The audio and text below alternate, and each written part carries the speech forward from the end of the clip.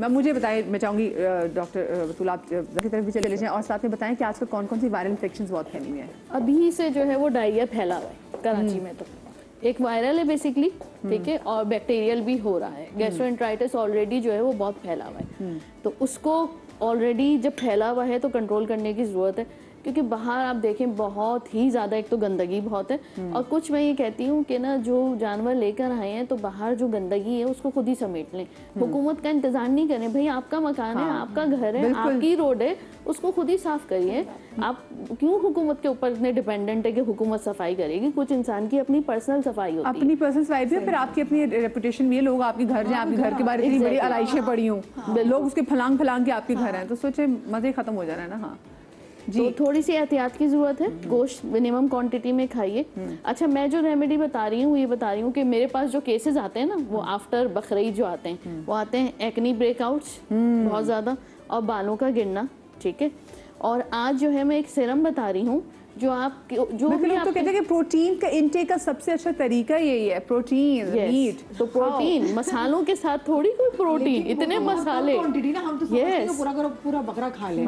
देखिए मैं आपको बताऊं, जो आज के बगैर प्रोटीन, आलू प्रोटीन, कुर्बानी का जो गोश्त होता है वो आपका यूरिक एसिड हाई नहीं कराएगा, आपका ब्लड प्रेशर हाई नहीं कराएगा, कुछ भी नहीं कराएगा। कुर्बानी का गोश्त जो है, देखिए एक मुतबरिक चीज है ना, एक ऐसी वो चीज है वो आपको कभी कोई बीमारी नहीं कराएगा। ये मसाले और एतदाल ना होना, ये बेएतदाली जो होती है ये आपको बीमार करती है। बाकी कुर्बानी के गोश्त में जो है हर किस्म की बीमारी का इलाज है।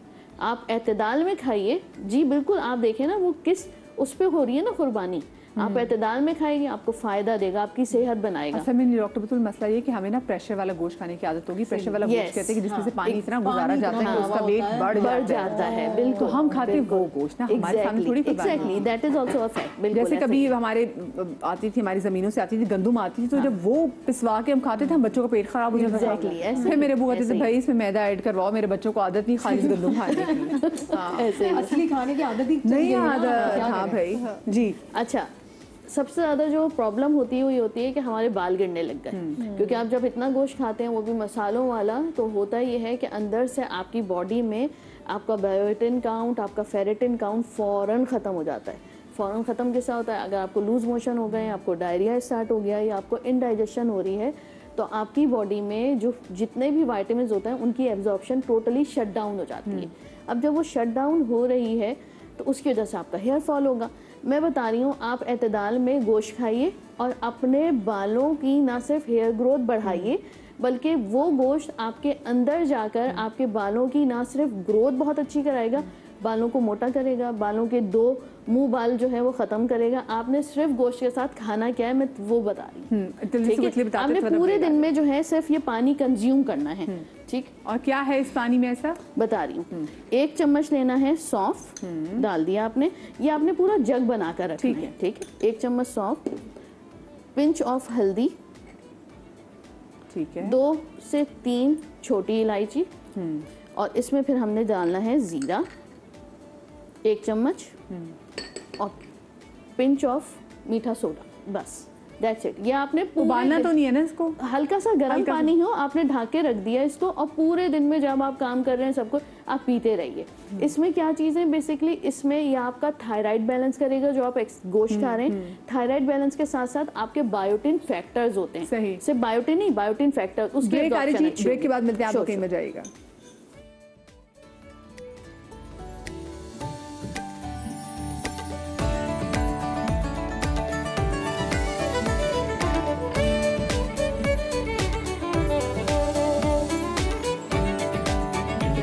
तैयारी कैसे करनी है? नेक्स्ट हम चीज़ डॉक्टर बतूल क्या बना रहे, जल्दी से बता दीजिए। बहुत सारे लोग जिनको प्रॉब्लम होती है वो जैसे ही गोश्त को हाथ लगाते हैं, मुझे भी ये इशू, तो उनको एक्जिमा स्टार्ट हो जाता है। वॉश करने में डायरेक्ट जो है वो ब्लड के साथ जो है वो कांटेक्ट करने में, इवन जब सफाई कर रहे होते हैं तो हाथों की जो है चमड़ी उतरने लगती है, उसमें दर्द होता है अच्छा खासा। उससे बचने के लिए हम क्या कर सकते हैं?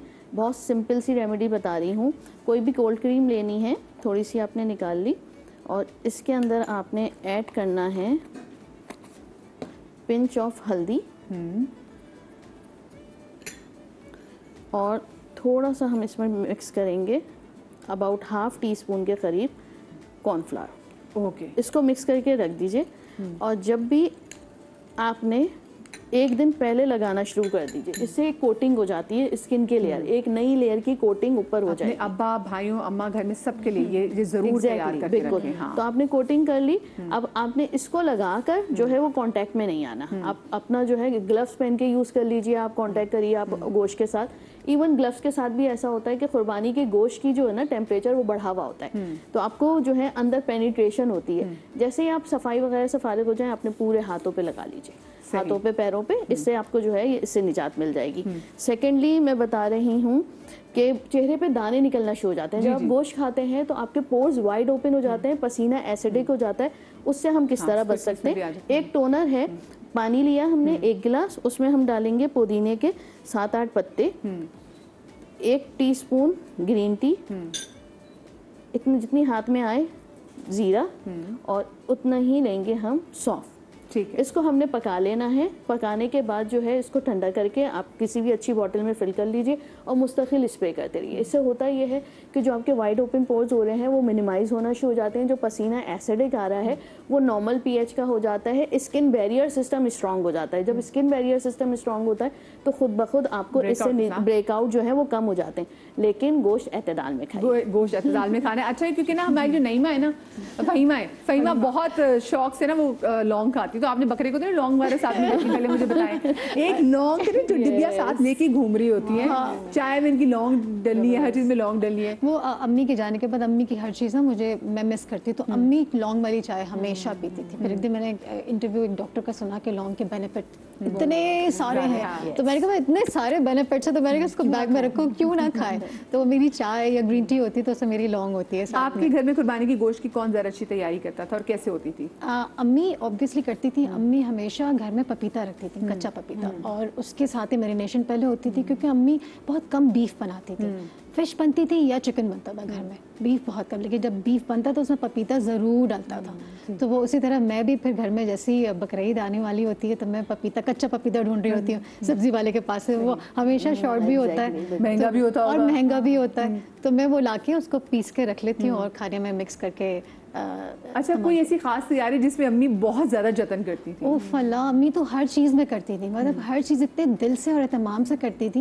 मुझे लगता है अम्मियाँ सारी करती हैं। और अब जो पाए जो हमारे अम्मी बनाती थी, वो पहले अम्मी उसको सेक रही हैं, फिर उसको खुरच रही हैं, फिर सेक रही हैं, खुरच रही हैं, वेल्डर के पास जाके आपकी अम्मा खुद कर रही होती थी? मेरी अम्मा खुद करती थी, और सब 12 बहन भाइयों के साथ उनकी सारी जिम्मेदारियों के साथ अम्मी, हाँ अम्मी पाए भी लगी हुई, और मैं अम्मी को देख रही हूँ कि अम्मी क्या कर रही है, ये इसके साथ लगी है, और वो इतने मजे के फिर पाए बनते थे। नेक्स्ट डे रात को चढ़ा दिए और सुबह सुबह, और सादे से बनाती थी, कुछ नहीं कि बस वो लहसुन अदरक डाला, थोड़ा सा उसको बघार लगाया और पाए नेक्स्ट डे तैयार। और पाए